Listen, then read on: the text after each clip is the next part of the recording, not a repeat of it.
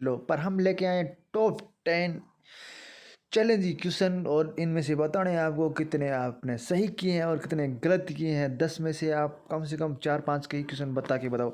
अगर अब आपने बता दिए तो कमेंट करके जरूर बताओ भी किसने कितने सही किए हैं। चलो स्टार्ट करते हैं। अगर आपने अभी तक हमारे चैनल को सब्सक्राइब नहीं किया तो प्लीज़ सब्सक्राइब कर लो, क्योंकि ऐसे ही धमाकेदार हम MCQ ले करके आएंगे। चलो स्टार्ट करते हैं। पहला क्वेश्चन, राजस्थान का वह कौन सा एकमात्र जिला जिस पर अंग्रेजों ने 5 बार आक्रमण किए लेकिन उसे जीत नहीं पाए। राजस्थान का ऐसा कौन सा एकमात्र जिला जिस पर अंग्रेजों ने 5 बार आक्रमण किए लेकिन उसे जीत नहीं पाए। चित्तौड़गढ़, मेहरानगढ़ दुर्ग या फिर लोहागढ़ या फिर तारागढ़ दुर्ग। चित्तौड़गढ़, मेहरानगढ़ या लोहागढ़ या तारागढ़, कौन सा उत्तर सही है? जल्दी से कमेंट करो, जल्दी से कमेंट करो। तब तक हम देख लेते हैं संकेत। संकेत क्या दे रहा है, यानी क्या बता रहा है कुछ संकेत। इस किले को मिट्टी का किला भी कहा जाता है और यह भरतपुर में स्थित है। अब भरतपुर में स्थित है, इतना बता दिया तो आप सभी को आ ही रहा होगा कौन सा इसका उत्तर सही है। तो सही कौन सा होगा? भरतपुर, लोहागढ़ दुर्ग भरतपुर का सही होगा। पर देख लेते हैं जोधपुर के बारे में क्या लिख रखा है।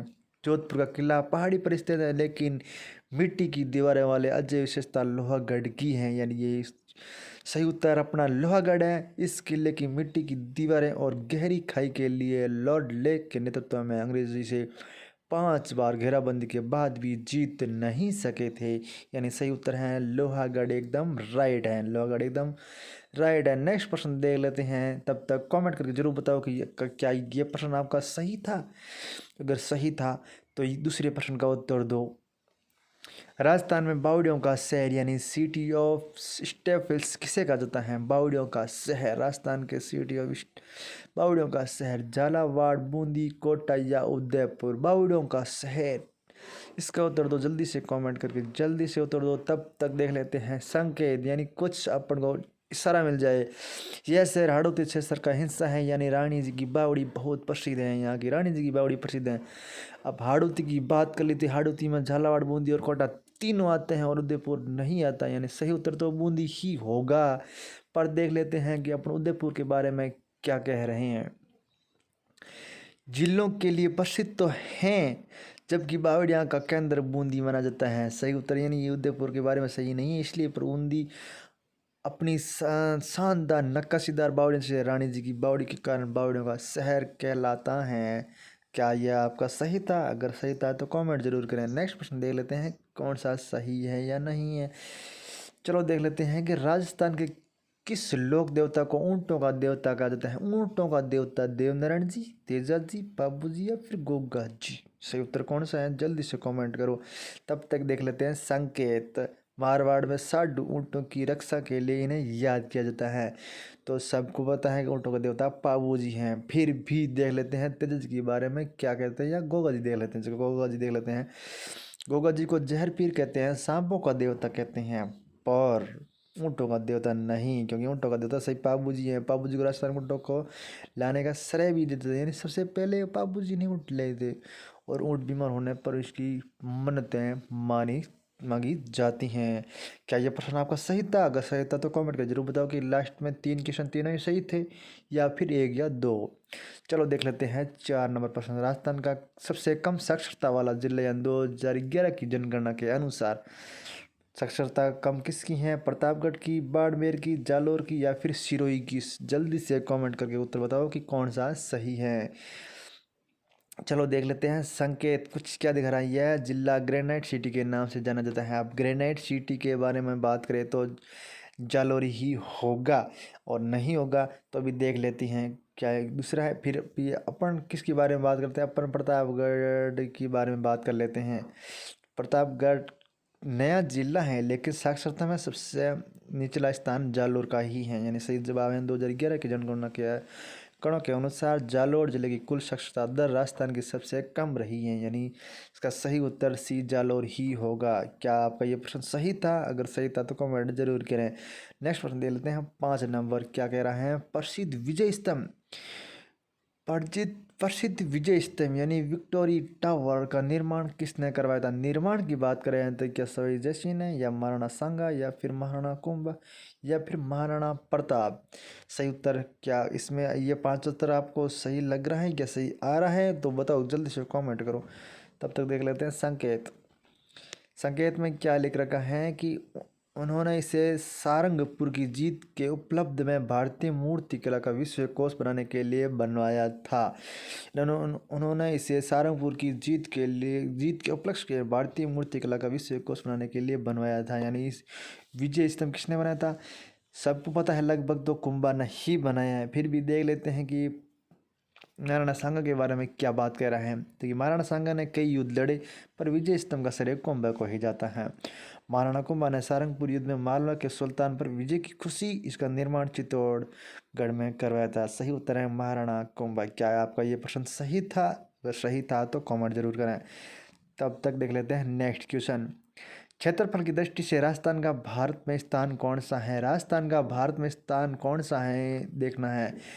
दूसरा है, तीसरा है, चौथा है, या फिर पहला है? क्षेत्रफल की दृष्टि से क्या राजस्थान सबसे बड़ा है?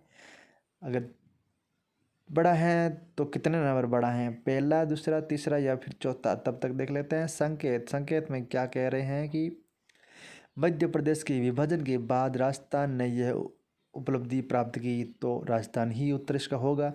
पर पहला है, दूसरा है, तीसरा है, कौन सा है? तो इस उत्तर तो पहला होगा, पर देख लेते हैं कि दूसरा कौन सा है। मध्य प्रदेश के विभाजन के बाद राजस्थान दूसरे स्थान से ऊपर आ गया है। पहले दूसरा था, फिर पहला आ गया, यानी मध्य प्रदेश से पहला आ गए हैं। यानी 1 नवंबर 2000 को मध्य प्रदेश से छत्तीसगढ़ जब अलग हुआ था, तो राजस्थान देश का पहला राज्य बन गया। यानी पहला राज्य एकदम सही है। चलो आगे बढ़ते हैं। क्या आपके 6 के 6 प्रश्न सही थे? अगर सही थे तो कमेंट जरूर करें। चलो नेक्स्ट प्रश्न दे लेते हैं। राजस्थान की किस नदी को रूठित नदी कहते हैं? यानी रुइंड रिवर। रूठित नदी किसे कहते हैं, या कौन किसे जाना जाता है? या बाणगंगा, लूणी, कातली या फिर घग्गर? बाणगंगा, लूणी, कातली या फिर घग्गर? सही उत्तर कौन सा है? जल्दी से कमेंट करो। तब तक संकेत देख लेते हैं। माना जाता है कि इस नदी को अर्जुन ने अपने बाण से प्रकट किया था। अपने बाण से प्रकट किया तो सबको पता है कि बाण गंगा ही होगी। फिर भी अपन लूणी नदी के बारे में देख लेते हैं।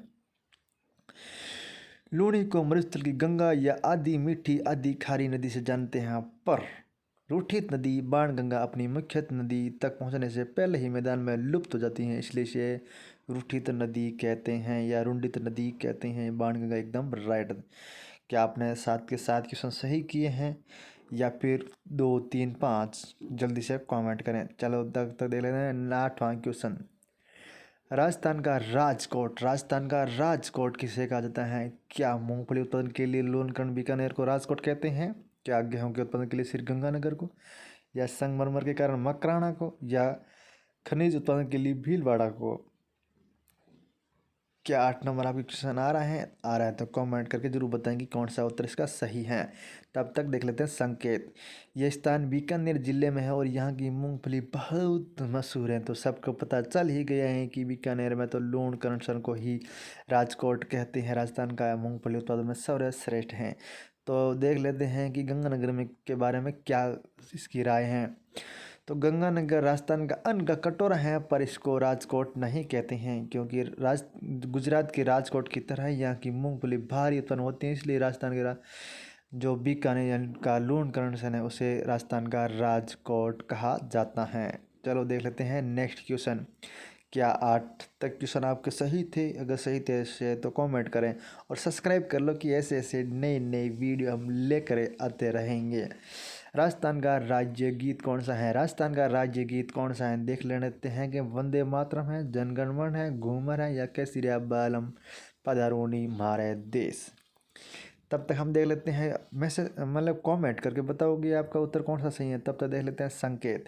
संकेत बोल रहा है कि इस गीत को अल्लाह जिल्लाबाई ने मांड शैली में गाकर अंतर्राष्ट्रीय पहचान दिलाई थी। अंतर्राष्ट्रीय पहचान दिलाई थी जो कौन सा होगा? केसरिया बालम पधारोनी हमारा देश लगभग डी ही होगा। फिर भी देख लेते हैं कि घूमर के बारे में क्या जानकारी दे रहे हैं। घूमर राजस्थान का राज्य नृत्य है, पर गीत नहीं है।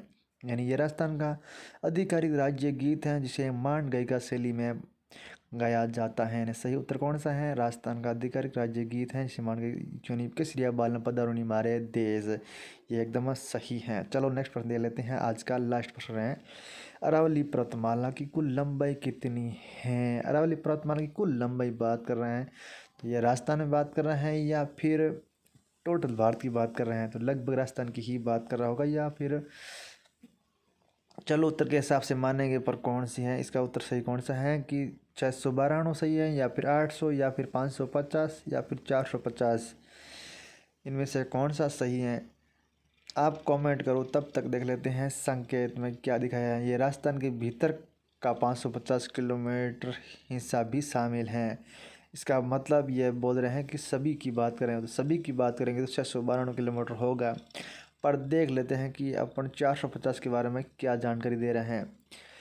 देख, यह लंबाई राजस्थान में अरावली के विस्तार से भी कम है। यानी ये बात कर रहे हैं कि राजस्थान में तो 450 नहीं 550 है, और अरावली गुजरात से दिल्ली तक 692 किलोमीटर लंबी है। इसमें से लगभग 80% हिस्सा राजस्थान में है। थैंक यू दोस्तों, अगर वीडियो अच्छा लगे तो लाइक शेयर और सब्सक्राइब कर दें। इसी तरह आगे से वीडियो और लेके आएंगे। थैंक यू दोस्तों।